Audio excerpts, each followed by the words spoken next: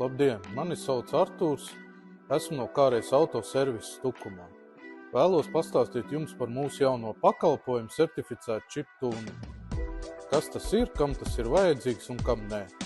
Tātad, kas ir čiptūniņš, čipošana? Daudziem uzreiz nāk prātā zirgspēka palielināšana, ātrums un dinamika.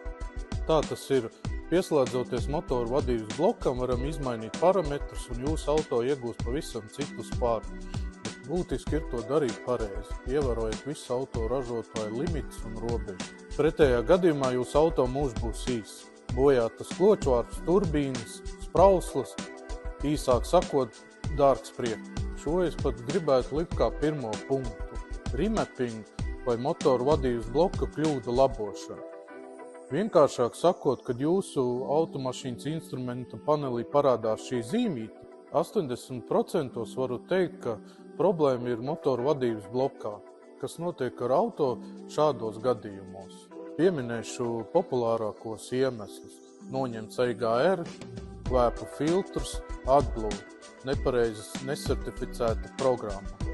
Vēl sliktākos gadījumos ir nodzēstas motoru vadību kļūdas.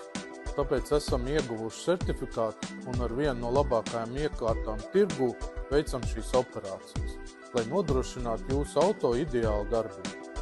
Mūsu priekšrocība ir tas, ka visu daram vienā vietā.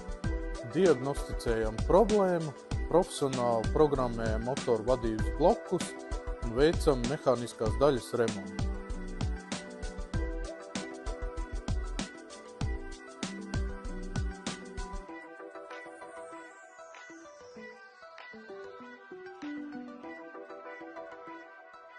Zvaniet, mēs jums palīdzēsim un neaizmirstat piesakot.